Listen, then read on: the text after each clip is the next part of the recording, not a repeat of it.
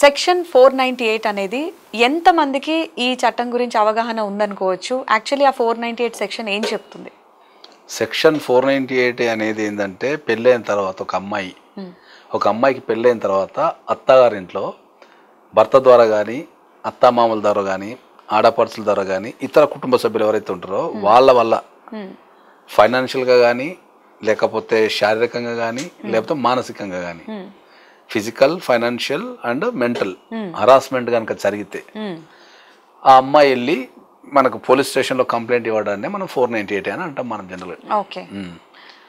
దీని గురించి చెప్పాలంటే ఏంటంటే ఇది మనకు 1982లో అప్పుడు మనకు 1982లో అప్పుడు సామాజిక పరిస్థితులు వేరు ఉండి అప్పుడు ఈ కట్నము, దురాచారము, తర్వాత అమ్మాయిల్ని కట్నం కోసం ఇబ్బంది పెట్టడము, డౌరీ హరాస్మెంట్ అప్పట్లో కాలబెట్టి అప్పట్లో రకరకాలు చంపుతుండే. పెళ్లి చేసుకున్న తర్వాత కట్నం తక్కువ వచ్చిందనో కట్నం తేవటం లేదనో అని అప్పుడు చంపే కొద్దిగా కల్చర్ ఎక్కువ ఉంటుండే. సో దాన్ని నివారించడానికి ఒక పెళ్ళైన వ్యక్తి ఒక కొత్త ప్రదేశానికి వెళ్తుంది కాబట్టి ఒక తను పుట్టి పెరిగిన పుట్టింటి నుంచి ఒక కొత్త వాతావరణంలోకి వెళ్తుంది కాబట్టి అక్కడ వాతావరణంకి వెళ్ళినప్పుడు అమ్మాయికి కూడా చట్టపరంగా మనం రక్షణ ఇవ్వాలా, అక్కడ ఆమెను కాపాడుకోవాలనే ఉద్దేశంతో అప్పుడు గవర్నమెంట్ ఇది 498 అనే సెక్షన్ ని ప్రవేశపెట్టింది. సో 1982లో వచ్చింది ఈ చట్టం. కానీ అయినా కానీ ఈ డౌరీ హరాస్మెంట్ ఇవన్నీ అంటే ఇది కేవలం డౌరీ హరాస్మెంట్ అనుకోవాలా? డౌరీ హరాస్మెంట్ అనేది ఒక కామన్ వర్డ్, జనరల్ ఒక కామన్ వ్యక్తి మాట్లాడుకునే వర్డ్. టెక్నికల్ ఏముంటది అంటే ఇప్పుడు మీరు అన్నారు కదా జనరల్ డౌరీ హరాస్మెంట్ అని. ఇప్పుడు 498 ఏంటంటే ఒక కేసు ఉంది మీకు అందరికి అర్థమయ్యే భాషలో చెప్తే ఏంటంటే 498 ఏంటంటే అబ్బాయి చాలా మంచోడు, ఇద్దరు పెళ్లి చేసుకుంటారు, ఫైనాన్షియల్ ఇబ్బంది పెట్టాడు, కొట్టాడు, ఆమె ఏది అడుగుతుంది కొనిస్తాడు, తర్వాత కొట్టే గుణంగానే ఆమెని ముట్టు అంటే జనరల్గా హరాస్మెంట్ ఫిజికల్ హరాస్మెంట్ ఉండదు, ఓన్లీ ఒక మెంటల్ హరాస్మెంట్ ఉంటుంది. వాడిని చూసి ఎందుకు నవ్వినావు, వీడిని చూసి ఎందుకు నవ్వినావు, వాడు వస్తే ఎందుకు లేచిన వాళ్ళే, వీడు వస్తే ఎందుకు నిష వెళ్ళే అని, నువ్వు కూరగాయలకు పోతే ఇంతసేపు ఎందుకు పోయినావు, ఈ హరాస్మెంట్ ఉంటుంది. ఇది కూడా ఒక టైప్ హరాస్మెంటే. సో ఇది కూడా కమ్స్ అండర్ 498. ఇట్లాంటి కంప్లైంట్ రాసేటప్పుడు అక్కడ డౌరీ అడుగుతుండు అనేది మనల్ని అందరూ యాడ్ చేస్తుంటారు జనరల్గా. సో అక్కడ డౌరీ అడిగే క్వశ్చన్ లేదు, మెంటల్ గా హరాస్మెంట్ చేస్తుండు ఆ వ్యక్తిని. ఒక రిలేషన్షిప్ని అడ్డు పెట్టుకొని నువ్వు భార్యవు, నీ లిమిటేషన్ ఇంతవరకే ఉంది, నువ్వు ఇట్నే బిహేవ్ చేయాలా, నేను అడిగిన దానికి దానికి ఆన్సర్ చెప్పాలా, నువ్వు నేను చెప్పిన టైంలో కూరగాయలు అర్ధగంటలు తెమ్మంటే అర్ధగంటలు తేవాలా, మధ్యలో ఇంకా ట్రాఫిక్ వచ్చిందా, వర్షం పడ్డది, అందరికి సంబంధం లేదు, నువ్వు కూరగాయలంతా ఎందుకు నవ్వుతూ మాట్లాడినావు, ఇదంతా హరాస్మెంట్కి ఎందుకు వస్తుంది. సో మనకేందంటే అప్పట్లో డౌరీ అప్పట్లో డౌరీ హరాస్మెంట్ ఉంటుండే కాబట్టి ఆ డౌరీ హరాస్మెంట్ అనే పదం ప్రజలకు వెళ్ళిపోయింది అన్నట్టు. ఇక డౌరీ హరాస్మెంట్ అని కూర్చున్నారు. జనరల్గా 498 అంటే డౌరీ హరాస్మెంట్ ఒకటే కాదు, డౌరీ హరాస్మెంట్ ఉండొచ్చు, ఫిజికల్ అబ్యూజ్ ఉండొచ్చు, లేదా మెంటల్ అబ్యూజ్ ఉండొచ్చు. ఫిజికల్ అబ్యూజ్ అంటే ఏంటంటే వాడు ఏమన్నాడు తెల్లవారు తాకు కొడుతుంటాడు అంతే, ఇంకా ప్రధాని కొడుతుంటాడు అంతే, అడిగి పైసలు ఇస్తాడు, మెంటల్ అబ్యూజ్ కూడా ఉండదు, కోపం వచ్చినప్పుడు అంతుంటాడు అంతే, తట్టుకోలేరు, ఎంతకాలం తట్టుకుంటారు ఒక మనిషి. కాబట్టి ఏదైనా ఒక పెళ్ళైన అమ్మాయికి అత్తగారింట్లో ఏదైనా ఈ 3 రకాల ప్రాబ్లమ్స్ వచ్చినప్పుడు the government has given a provision, వెళ్ళి వాళ్ళు 498 కింద కేసు పెడితే ఇప్పుడు ఒకప్పుడు అంతే ఏంది, ఒకప్పుడు ఆ కేసు పెడితే అందరిని అరెస్ట్ చేసి జైలు వేసేస్తుంది, ఎవరి పేరు రాస్తాలో జైలు వేసేస్తుంది ఇమ్మీడియట్లీ. అది కాలక్రమేణా మారుతూ వచ్చి ఇప్పుడు అరెస్ట్ లేదు, అరెస్ట్ తీసేశారు ఇప్పుడు. అన్లెస్ అంటిల్ ఒంటి మీద గాయాలు ఉండి కానీ ఓకే ఏదన్నా మేజర్గా అబౌవ్ 7 years శిక్ష పడే సెక్షన్ 7 ఉంటే తప్ప అరెస్ట్ లేదు జనరల్ గా. అండ్ ఫాల్స్ ఎలిగేషన్స్ పెట్టి కేసుని తప్పుదో పట్టించే వాళ్ళ సంఖ్య కూడా కొంచెం పెరిగింది అనుకోవచ్చు. సో అలాంటి సందర్భాల్లో కోర్టు ఏం చెప్తుందండి, అంటే వీళ్ళకి ఏమైనా రివర్స్ లో శిక్ష పడే ఛాన్స్ ఉందా? దీంట్లో 2 అంశాలు ఉంటాయి జనరల్. మనం ఇప్పుడు మీరు సెకండ్ అడిగిన క్వశ్చన్, ఎవరైతే ఫాల్స్ అలిగేషన్స్ పెడతారో వాళ్ళ మీద చర్య తీసుకునే అధికారం ఉందా అంటే డెఫినెట్లీ ఉంది. అది చాలా మందికి తెలియదు కూడా. ఎవరైనా ఒక వ్యక్తి, ఇప్పుడు మనం ఇంతసేపు లేడీ సైడ్ మాట్లాడినాం కదా, ఇప్పుడు జెంట్స్ సైడ్ వస్తే ఒక వ్యక్తి తన భార్య ఒక ఫాల్స్ కేసు 498 పెట్టడం ద్వారా కోర్టు ప్రొసీడింగ్స్ అన్ని అనుభవించి తిరిగిన తర్వాత లాస్ట్ కోర్టు భాషలో అక్విటల్ అంటారు, అంటే నీకు సంబంధం లేదు నేను వదిలేస్తున్నాము అని జనరల్ పరిభాషలో, నువ్వు ఈ నేరం చేయలేదు నీకు సంబంధం లేదు ఈ నేరంతో అని చెప్పి అక్విటల్ అంటాం దాన్ని. అక్విటల్ చేయడం ద్వారా that person immediately files a case against wife. 2 కేసులు వేసుకోవచ్చు. ఒకటి క్రిమినల్ డిఫమేషన్ వేసుకొని ఈమె వల్ల నాకు ఇంత అన్యాయం జరిగింది కాబట్టి ఈమెను జైలుకు పంపండి అని చెప్పి ఒకటి వేసుకోవచ్చు. రెండు సివిల్ డిఫమేషన్ కింద కూడా కాంపెన్సేషన్ అడగచ్చు. ఓకే, కాంపెన్సేషన్ అడగచ్చు.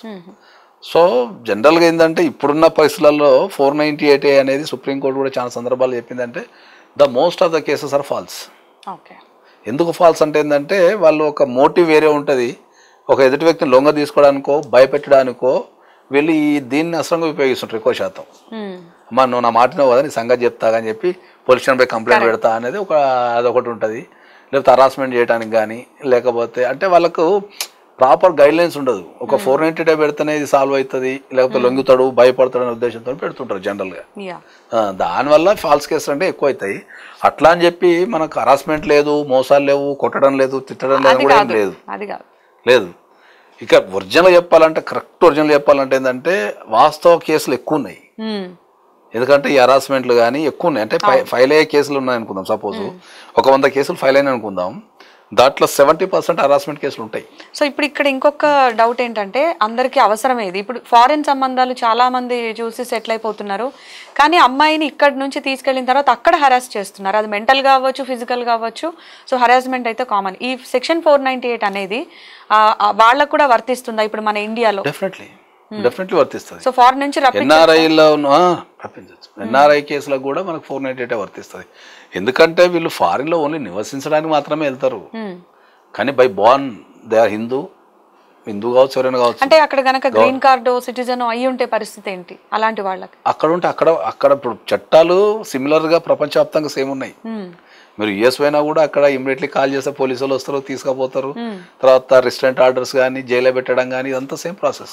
అక్కడ కూడా సేమ్ స్ట్రాంగ్. ఇంకా యుఎస్ లో కేసు అయితే ఇంకా చాలా కష్టం. ఎందుకంటే ఇప్పుడు ఇక్కడ మనకు ఇండియాలో ఏదైనా క్రైమ్ లో మనం జనరల్ గా 498 లాంటి క్రైమ్ లో మనం ఇన్వాల్వ్మెంట్ ఉందనుకోండి, మాక్సిమం ఒక 5-10 వేల షూరిటీతో వదిలిపెట్టేస్తారు. యుఎస్ లో $10,000, $20,000, $30,000 కడితే తప్ప వదిలిపెట్టదు. అక్కడక్కడ క్రైమ్ ఇరికిన అంటే చాలా కష్టం, ఫైనాన్షియల్ బాగా లాస్ అయిపోతారు. ఇండియాలో ఒక బ్యూటీ ఏంటంటే కొద్దిగా తక్కువ ఖర్చుతో బయటపడచ్చు, తర్వాత నిరూపించుకుంటాం అనుకోండి, అది వేరే విషయం. కానీ అక్కడ చాలా కష్టం అది. అండ్ ఒక కంప్లైంట్ ఈ సెక్షన్ 498కి మనం ఫైల్ చేయడానికి వెళ్తాం, అంత బాగానే ఉంది. ఇప్పుడు ఎంత కాదనుకున్నా కోర్టులో సాక్ష్యాలు అనేవి ఇంపార్టెంట్ కాబట్టి, సో అలాంటి సందర్భాల్లో ఈ మెంటల్ హెరాస్మెంట్కి ఎలాంటి సాక్ష్యాలు చూపించగలుగుతారు? 498 జనరల్గా ఎప్పుడైనా కూడా నేను చాలా సందర్భాలు చెప్పింది ఏంటంటే 498 అనేది జనరల్గా ఎక్కడైనా కూడా ప్రూవ్ చేయబడదు ఎక్కువ శాతం. ఎందుకు ప్రూవ్ చేయబడదు ఏంటంటే రాసే వ్యక్తులు ఎవరైతే ఉంటారో, ఈ 498 రాసే అమ్మాయి తన ఎమోషన్ని మాత్రమే రాస్తుంది. ఎగ్జాక్ట్లీ. ఓకే, దీన్ని ఎట్లా ప్రూవ్ చేయాలా, అసలు ఏం రాస్తే ప్రూవ్ అవుతుంది, ఎందుకు ప్రూవ్ చేయాలనే వాళ్ళకి ఆలోచన ఉండదు. వాళ్ళు పక్కన ఏదో ఇంట్లో ఏదో ఒక సంఘటన జరుగుతుంది, సడన్ గా పోలీస్ స్టేషన్కి వెళ్ళిపోతారు. అక్కడ ఏం చేస్తారంటే వాళ్ళు ఒక పేపర్ ఇచ్చి రాయమాట. ఈ రాయమ్మ అన్నప్పుడు ఏమైందంటే వీళ్ళ ఎమోషన్ అంతా రాసేస్తారు దాంట్లో. ఆ ఎమోషన్ రాయడం ద్వారా ఏమైందంటే దానికి సంబంధించిన ఎమోషన్ సంబంధించిన సాక్ష్యాలు అనేటివి మనం కోర్టులో దాన్ని ప్రూవ్ చేయడం కొద్దిగా కష్టం అవుతుంది. నేను చాలా సందర్భాలలో అందరికి చెప్పింది ఏంటంటే ఎప్పుడన్నా ఒక కంప్లైంట్ ఇవ్వాల్సి వస్తే మీరు ఎక్కడైనా సరే కొద్దిగా ఓపిక బట్టి దగ్గరలో ఉన్న అడ్వకేట్ని సంప్రదించి టెక్నికల్గా రాసుకొని ఒక రోజు లేట్ అయినా ఇచ్చేయమని చెప్తా. ఓకే, వీళ్ళు ఏం చేస్తారు, అమ్మ అడ్వకేట్ దగ్గర పోతే ఇప్పుడు ఫీజు ఇవ్వాల్సి వస్తానో లేట్ అవుతుందని అని చెప్పి వీళ్ళే వాకిన్లో పోయి వీళ్ళకి నచ్చింది రాసేస్తారు. ఈ నచ్చింది రాయడం ద్వారా వీళ్ళకు ఒక ఎమోషన్లో ఉంటారు, నాలెడ్జ్ ఉండదు, తర్వాత వాళ్ళు బాధలో ఉంటారు, ఇక వాళ్ళకు నచ్చిందంతా రాసేస్తారు. దానివల్ల మాత్రం చాలా ప్రాబ్లం అవుతుంది. నేను ఎప్పటికైనా సరే ఒక అడ్వకేట్తో రాపించుకున్న పిటిషన్ కానీ లేకపోతే కంప్లైంట్ కానీ చాలా స్ట్రాంగ్ ఉంటుంది. అయితే ఏదైతే ప్రూఫ్ ఉండదు కాబట్టి అడ్వకేట్ని సంప్రదించినా కూడా అంటే ఏం చేయొచ్చు వాళ్ళు? ఇప్పుడు వాళ్ళని తిట్టిన దానికో కొట్టిన దానికంటే దెబ్బ చూపించవచ్చు, కానీ తిట్టిన వాటికి అన్న మాటలకి ప్రూఫ్ ఉండదు కాబట్టి అలాంటి వాళ్ళకి సొల్యూషన్ ఏంటి? ఇప్పుడు జనరేషన్ కరెక్ట్ చెప్పాలంటే ప్రతిదీ రికార్డ్ చేస్తున్నాం. ఇప్పుడు జనరేషన్ లో ప్రతిదీ రికార్డ్ చేస్తున్నారు. ఎమోషనల్ అబ్యూస్ కూడా టెక్స్ట్లు పెట్టడం కూడా ఆవేశంలో ఇష్టం ఉన్న టెక్స్ట్లు పెట్టేస్తున్నారు. కోపం రాగానే కంట్రోల్ చేసుకోలేక పెట్టేసి దొరికిపోతున్నారు. కాబట్టి ఇప్పుడు జనరేషన్ లో ఎవిడెన్స్ అనేది చాలా ఈజీ. ఒకప్పుడు అంటే మీరు అన్నది కొద్దిగా కష్టం ఉంటుండే, కానీ అప్పుడు సర్కమ్స్టెన్స్ ఎవిడెన్సెస్ అని ఉంటుండే, అవి ఇప్పుడు అంతా డైరెక్ట్ ఎవిడెన్స్ అయిపోయింది. ఎవరన్నా ఇప్పుడు సడన్ గా తిట్టంగానే ఎమోషన్ ఆపుకోలేక ఏం చేస్తున్నారంటే తిట్టడము, ఒక టెక్స్ట్ పెట్టడము, లేకపోతే ఒక వాట్సాప్ లో ఒక డిపి స్టేటస్ చేంజ్ చేయడం, ఏదో దొరికిపోతున్నారు, సోషల్ పోస్ట్ పెట్టడం దొరికిపోతున్నారు అండి. ఇప్పుడు చాలా ఈజీ కాబట్టి ఇప్పుడు మాక్సిమం ఎవిడెన్స్ తో తిరుగుతున్నారు అందరు.